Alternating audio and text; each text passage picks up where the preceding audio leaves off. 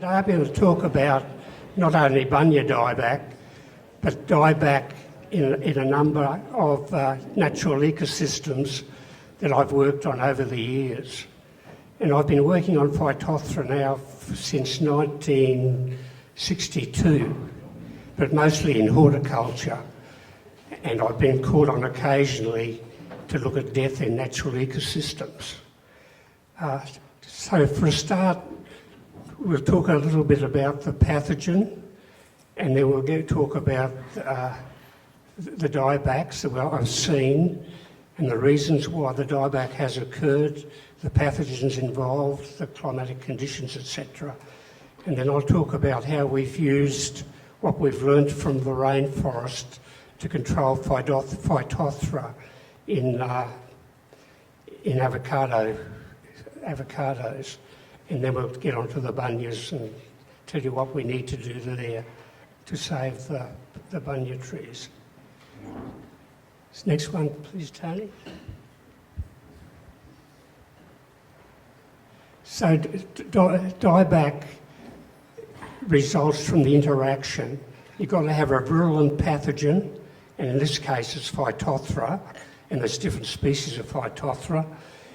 The current physiology of the host, rather than just the host, is the physiological status of the host that is so important, and a favourable environment. Now going back to my country, Dorothy McKellar, she talks about a land of drought and flooding rains. Now plants can die from drought, as you probably know, and from waterlogging without the presence of Phytophthora. But what Phytophthora does, if you have very dry weather followed by very wet weather followed by dry weather, like we do here in the autumn and come spring, you can get severe dieback. Now, we have our climate here is you get ecological control of Phytophthora because your plant growth here is in phase with the environment, whereas in Western Australia and in Victoria, the Mediterranean climate, it is not in phase. Growth is not in phase with the environment. And so your plants over there, the roots are moisture stressed.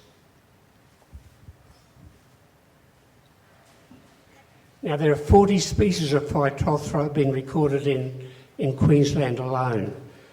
And there's hundreds, of course, 150 or something for Australia. Cinnamomi has been present since 1887 and possibly 15 years earlier. It was Lutheran missionaries that planted the first pineapples in 1828, and they probably brought Phytophthora cinnamomi in with the pineapples. Now, multivora is the other one you're interested in. That's only described in 2009, but has been probably been here and called citricola since 1968. Now, both have a very wide host range, and most invade the white feeder roots of the plants, but they can also cause invade major roots and crowns of plants. And they're particularly aggressive on Xanthorrhoea and Banksia. Now here we see the roots, the feeder roots of a plant, and you see the necrotic lesions. That's Phytophthora invasion of the root systems, of the white feeder roots. And that does enormous damage to the plants, because that's where your uptake of nutrients, next slide, Tim. The uptake, the nibbling of the wire, enormous consequences, reduces water and mineral uptake. It's where your hormones are produced, your auxins and your cytokinins. Now, cytokinins in particular, if you get a drop in cytokinins, in the xylem of the bunya, you get a build-up of abscisic acid, the stomata close, and you're in real trouble. It may never open again. And so then you're not getting photosynthesis, transpiration, respiration. So you need that healthy white feeder roots for healthy growth. Also, you lose the ability to exclude the chloride ion, which is toxic, of course, to most plants. And a healthy root system can exclude it, but a diseased root system can't. And mostly feeder roots, the host tries to replace them, which takes away, dilutes the carbohydrate reserve pool in your plants. Now, the tree age has a great effect on this root regeneration. In young trees, feeder roots are quickly replaced. They try to keep that, maintain a balance. But as the trees get older, they lose that effect. And I know the European trees, if they're older than 50 to 70 years, you get reduced capacity to replace your feeder roots. Now, I don't know how old a Banksia, a bunya is before it can no longer replace them. But I can't imagine a 200-year-old bunya tree being able to replace feeder roots. And maybe that's the reason why they're dying. This is a good way of looking at the Van der Plant concept. Carbohydrate drives defence in plants, and carbohydrate movement is source-sink related. So the source is photosynthesis and the sink is utilisation. So you can have a sink-induced loss of resistance. Example, if you've got avocado fruit, they're a high sink, there's no energy for the roots. And we'll show that in the next graph. The tree physiology important, energy distribution, which is carbohydrate distribution. And in the fruit, non-bearing tree, you don't have fruit as a sink. So you share your carbohydrate between growth, that's your shoot system, and between the roots system. And you'll see a young avocado tree there, 55% of energy goes to the shoot, 45% to the root system. But once they start to set fruit or bunyas, like we talked about, the energy distribution changes dramatically. The fruit will take 55% of the energy. The shoot system will take 40%, and the root system will take 5%. So the root is carbohydrate stressed and has greater susceptibility to Phytophthora. So that's how, this is a simple way of looking at energy distribution in the plant and the likelihood of disease. Number of contributing factors. I might sit down and do all this.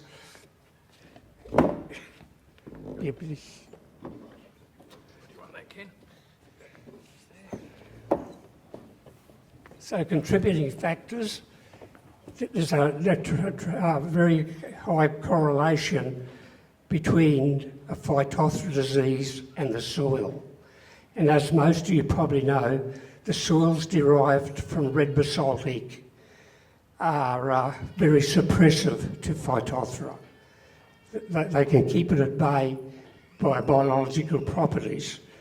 But a sandy soil or one derived from granite or rhyolite, they're very prone to Phytophthora. So one is soil. We mentioned climate. There's subtropical climate here where it'll live with the Phytophthora, and the Mediterranean where your plants are always stressed. Now there's climatic extremes we talked about earlier, especially dry or wet, or both in succession, and plant stress plays a big role in Phytophthora susceptibility, as well as environmental change, which can be disturbance or the introduction of a pathogen into the system. Next, Tony. Now, the major diebacks I've been associated with in Queensland are not just the bunya dieback. There's Wallam dieback in the 1970, patch dieback in tropical rainforests, mangrove dieback, tree dieback in Brisbane koala bushlands, death of the xanthorrheas, and bunya dieback. Now, the first one is the Wallam dieback, and these were the good old days, and this is what Spencer was talking about, seeing the coastal emus, which is very rare these days. Now, when I was in that coastal Wallam, I was looking at Banksia emula dying, and I found that Phytophthora cinnamomi was very widely distributed within that ecosystem. You can see the Banksia emula dying, and I thought it was probably Phytophthora associated, but I talked to the ecologist Ted Coldrake at Cunningham, and he claimed it was a natural event. The emula are normally growing in the better drained sandy soils beside the Wallam. The Wallam is a groundwater podsole with a very high water table, perched water table. And in drought years, the Banksias germinate in that environment and they grow. Then you get a wet season and it fills with water and they have to retreat back. It kills them, so they have to back into the better drained dunes. So that was not, and I proved that by going to Fraser Island, to the lower end, a very remote area where nobody could have possibly been for years. And again, the Banksias were dying, but I could not isolate any Phytophthora. So that wasn't a Phytophthora problem. But at the same time, in the Cooloola, I found that it was killing wildflowers there in a very disturbed area along a track they used to call a military road. I think they used it as a firing range. So where the Wallam was disturbed, all the plants were dying. This was mostly Eriostemons, Pultonia, Stilwinia, and in the photo here we see the... you're going the wrong way. We see the acacia dying. So that's probably the first record of cinnamomi killing native plants in the Queensland environment. And the next one is the death in the tropical rainforest behind Mackay at Dalrymple Heights. And this is what they call patch death. And you can see that, you see the death of all the trees, and the only thing that's left growing is the Garnia.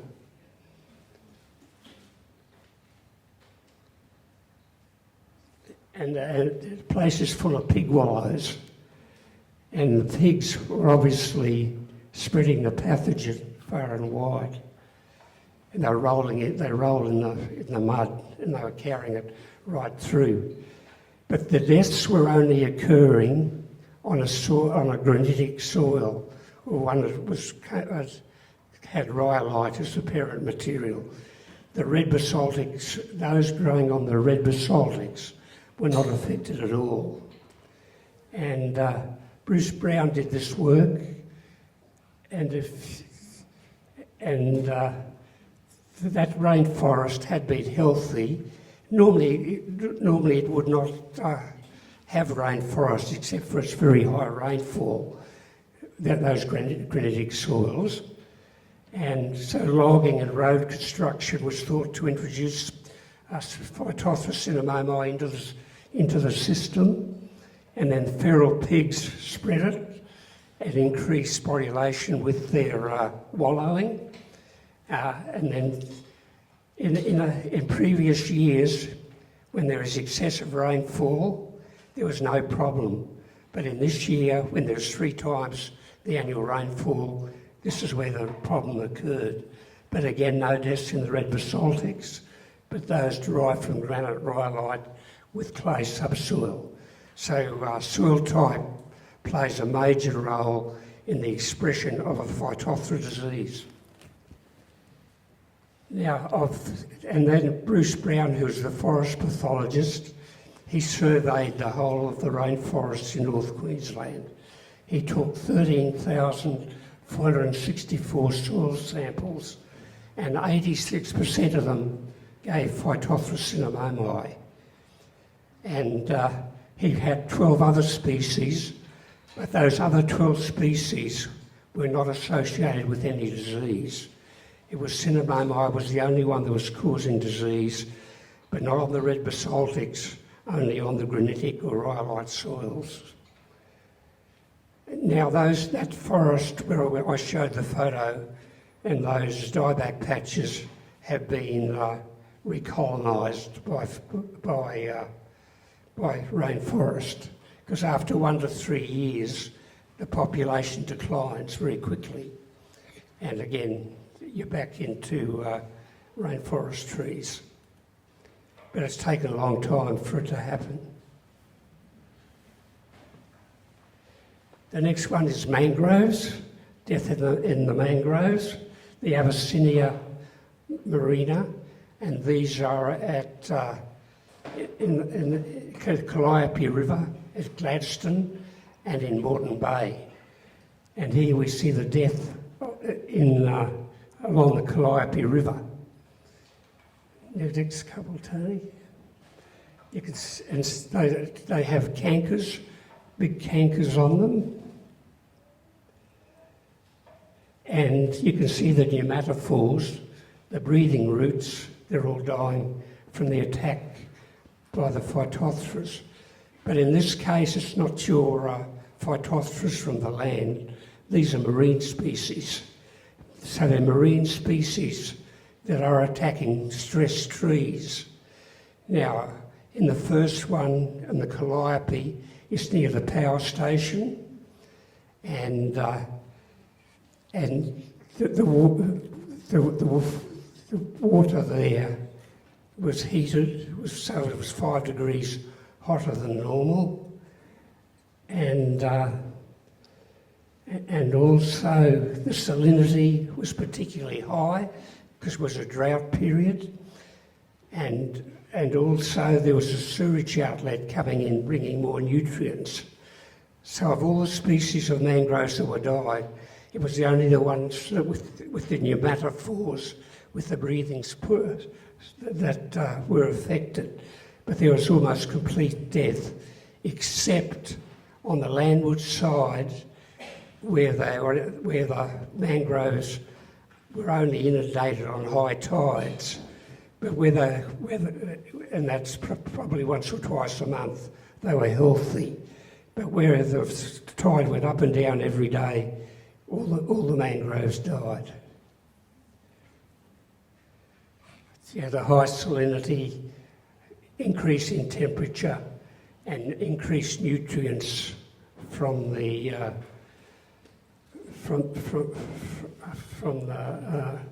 sewage outlets. Next, Tony. There are 12 mangroves, but only the grey mangrove, that's the Abyssinia, was affected. And they have the pneumatophores with the lenticels for oxygen uptake. And obviously the lenticels had been affected by the marine Phytophthora. Trees subject to diurnal flooding were affected, but those at the end of the swamp weren't. Now in Moreton Bay it was a different situation where you had changing sandbanks and you had impoundment of patches there.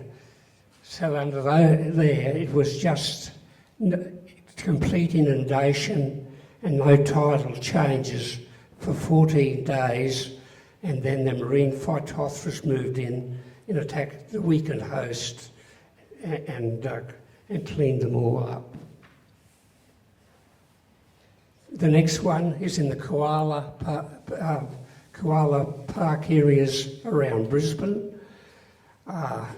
where the situation, I think we found it wasn't, Phytophthora was widespread, again it was cinnamomi, but I think the cause was more due to the other factors, such as defoliation due to severe insect damage and drought. But Phytophthora cinnamomi was there, but it was not involved. And there's a very disturbed area in those koala parks. They use them as dumps. There's four-wheel drive tracks and this sort of thing. So it was very disturbed environment. Next. And the next one, which Louise would know a lot about, are the xanthorrheas near Brisbane at Mount French, where cinnamomi has come and is killing all the xanthorrheas. And obviously the pathogen, they built a car park above the xanthorrheas, and obviously Phytophthora cinnamomi came in on the tyres and was washed down into the xanthorrheas. And they're continuing, there's more and more dying there every day. And you can see there, it's not just a root disease in the xanthorrheas, it's attacking the entire stem of the plants. So that's another case of Phytophthora causing serious damage in other ecosystems besides the bunya. Now, if we look at this photo here, in the foreground you'll see dead avocado trees, in the background healthy rainforest. And most of you probably look at them, you'd wonder why the avocados are sick rather than why is the rainforest healthy. Because people always look at sick plants, but you can learn a lot more if you look at the healthy plants. And that rainforest on a red basaltic soil, a crasnozem, it's a suppressive soil. They suppress Phytophthora. It cannot invade those soils because their biological activity is so high, and it's full of bacteria and other and even the microflora that attack it. Now, a couple of growers were aware of this, and they grew avocados. In the previous one, you saw the avocados were dead. And so they looked at this and they said, well, we're going to grow our avocados like we're growing a rainforest. And so they used all the organic matter, and they got this terrific organic layer. And you can see here from the soil analyses, the soil, the rainforest, the exchangeable calcium 6,000, high organic carbon, it should have been more near 12. How are pastures nearby, how the organic carbon's gone down, the calcium's gone down. The healthy avocado, it has a reading equivalent to that rainforest, and the sick avocado is more like the pasture. And we call them conducive now, conducive soils, and the other two are suppressive.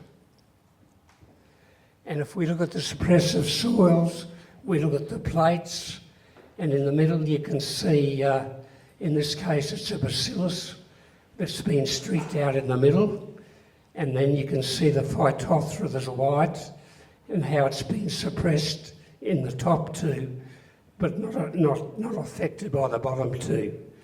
So that's showing inhibition on the agar plates.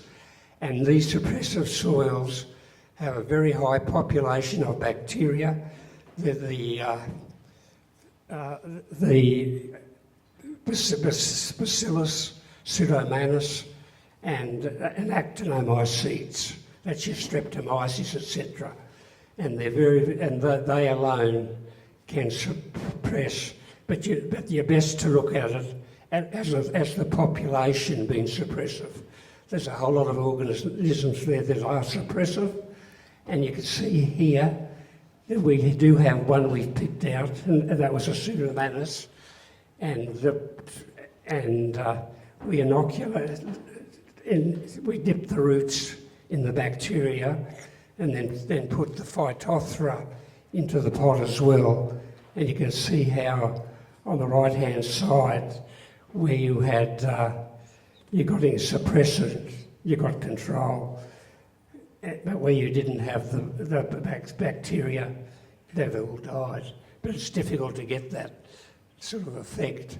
But there are a lot of bacteria and actinomycetes in those soils and fungi that will suppress your Phytophthora and allow you to live with it. If you look under the electron microscope, you'll see conducive soil. There's no bacteria breaking it down. But a suppressive soil, you see the bacteria there destroying the cell wall of the hyphae of Phytophthora, so they can then break down the cytoplasm. And that's what's suppressive.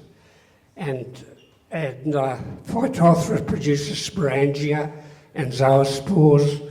The one on my left-hand side, you get a normal zoospore. They're swimming spores, normal development. In the suppressive soil, you can see that the bacteria have broken it down, so all you've got is a massive cytoplasm that aren't going to do any harm to the plants. Now, that we did field validation to prove all this work, and we actually did this at Mullaney here, next to Mary Cancross Park, on a couple of orchards there. And you can see that we built up the organic matter with a lot of cover cropping, and we never ploughed it in or anything like that. It was always left undisturbed, slashed, throw in the next cover crop. So the grower did what we asked, intensive cover cropping all the way, and we made that soil suppressive. And the next photo will show you, we have windows under all the trees, so we can monitor tree health and see lovely white feeder roots. No, in the little photo on the right-hand side, you see there's death to those roots. But the ones under the trees growing in the suppressive soil, they're very healthy. And that's an aerial photo. In the foreground, that orchardist did nothing much, just used inorganic fertilisers. And you can see that Phytophora's taken him out. The other one, intense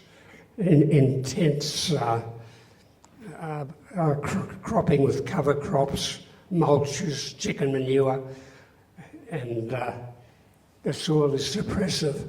And there's Mary Cancross Park, which is the boundary there. So it can be done. You change the conducive soil, a pasture there, into a suppressive soil through high organic matter. And then the next thing we did, we're trying to get an integrated control for the avocados, and we'd use rainforest to get the biological control. But then we also were working with chemicals, because biological control will fail under very wet conditions. It can fail. And so that's the first, on the left-hand side, that's the first time in the world that Phytophthora was controlled with phosphorus acid. so we can, by spraying the plants, but we had to neutralise the phosphorus acid with potassium hydroxide, and we got beautiful control of Phytophthora cinnamomi in avocados and pineapples in that case. And on the right-hand side, you see an avocado tree there. There was just a skeleton, and we injected it with the phosphorus acid, neutralised phosphorus acid, and it's come away.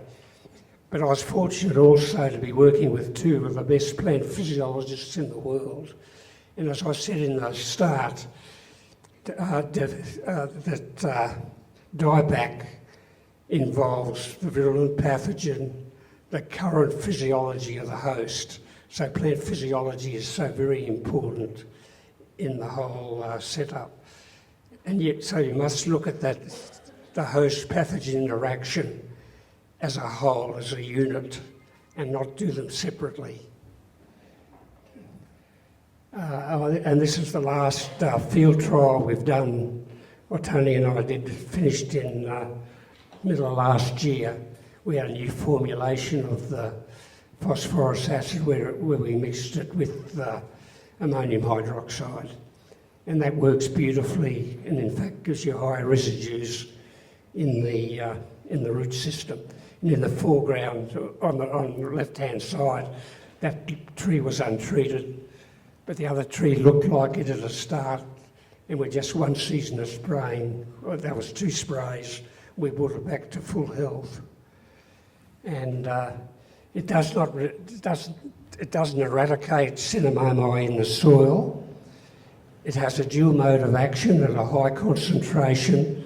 It acts as a fungostat, stops the fungus growing. At a low concentration, it's a defence promoter. It turns on the defence systems within the host. To do this, you need a good understanding of tree phenology so that it goes to the roots.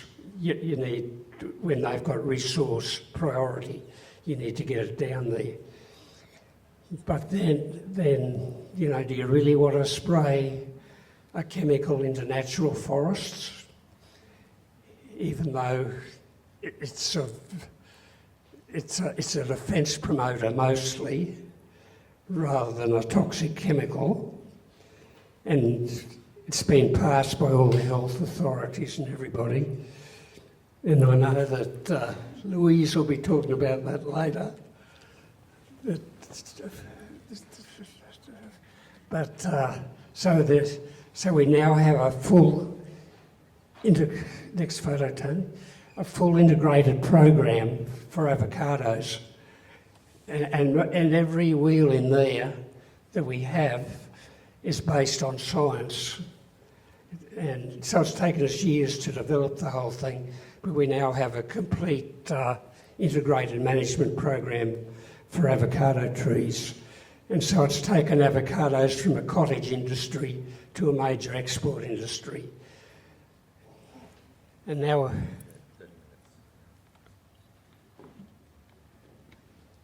30 minutes. Karen said I wasn't to go overtime, but I'll keep going. So we're into the budgets now. This is the part that really matters, that you're all here for. Next one, Tony. Now, we assume that bunya trees, that the death of the bunyas is due to their loss of their fine feeder roots by Phytophthora multivora, which is a different Phytophthora to cinnamomi, and it's occurring in the red basaltic soils, which have been extensionally damaged by pigs. Now, feral pigs are spreading the pathogen, and weather extremes and stress physiology of the tree are also important. I talked earlier about how the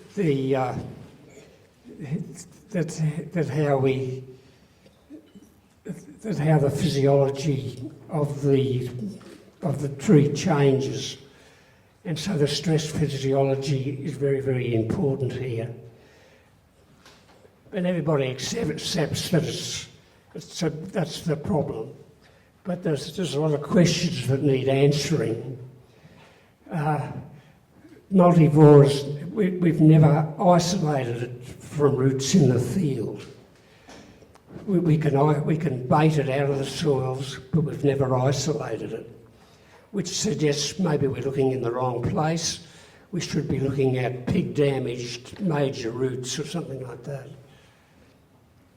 The red basaltic soils are normally regarded as being suppressive to Phytophthora. So why is multivora attacking the bunya trees? And Phytophthora multivora is normally associated with the Mediterranean climate, not the subtropical climate. And in other trees, it's been known to attack the major roots and the crowns of the tree. And we've only found it once in horticulture, and that was causing a stem canker on one macadamia tree, and we could not isolate it from the roots. Next one. So pig disturbance seems to be playing a major part in the bunya epidemic. The pigs damage the roots and would allow the Phytophthora multivora to enter the root system, but also the physical damage they do. One is the physical compaction from the weight of the pigs, increases the bulk density, and this will then increase your soil moisture holding capacity and will give better conditions for Phytophthora invasion. Secondly, we found initially that the pig feeding increases your nitrogen levels 3 times, and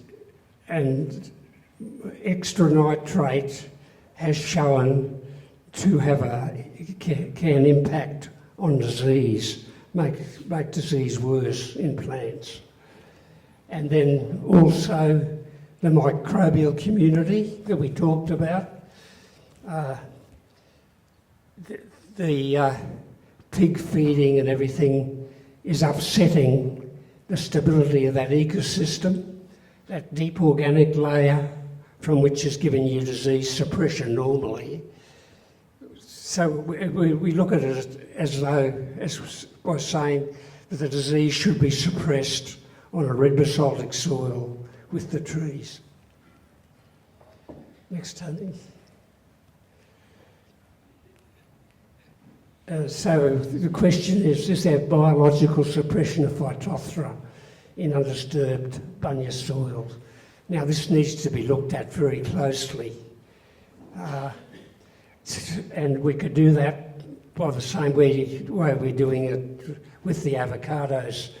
Study the bacterial lysis of Phytophthora using soil leachates, and test the natural bunya soil and sterilised soil for disease development in lupins and young trees, and then molecular studies of the microbial communities under healthy and undisturbed trees, and that may tell us whether that's whether we should be getting biological suppression or not. So that needs to be looked at, as well as all those physical and chemical properties we talked about earlier on. So, and what it really needs a major research program to clearly define the threat of bunya, of the Phytophthora in the bunya mountains. Now, if we don't do that work, or if it's not done, there's only one thing could happen.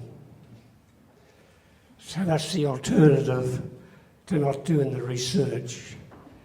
You end up with a bunya plantation. So it really needs an intensive program. You can spray it. Do we need to really spray it all with phosphonate fungicides? Or what's the future going to be? Anyway, I'll leave it there and take questions.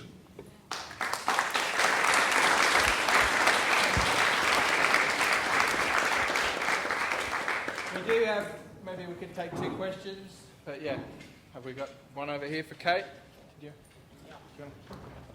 The research into beneficial microorganisms that are protective against the Phytophthora, if they were isolated, could they be cultured and then sprayed aerially to soil drench to compete with... Sprayed aerially? Yeah, like a little bit like some of the microorganism formulas you can buy that you drench soil with, that put the healthy microorganisms and bacteria into the soil. If they could isolate the ones that are working or protective against the Phytophthora, could they be produced en masse, cultured en masse, and turned into a substance that could be delivered aerially and drench soil? I mean, I don't know the practicality of that cost-wise, but... I think you'd have to get them into the soil. You'd have to get the whole spectrum. And it's not only the bacteria, there's also fungi there like trichoderma, and you've got the microflora as well. You've got the symphyalids and all these things feeding, and so you really need the whole to build up the whole system. And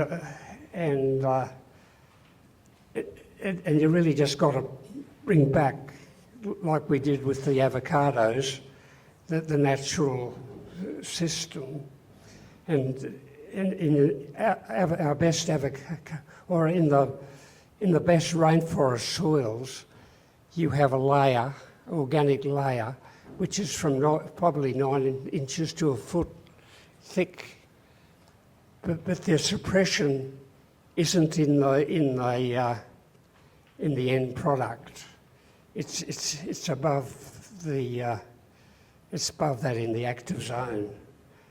So you can do it, you can build it up, but how you do it with the in the natural environment, you can, it's, as Louise is doing, spraying the chemical on, the phosphonate, and that's probably the answer. Cool. Another question? No questions? Okay. That's probably about time. Thank you very much, Ken. Cool.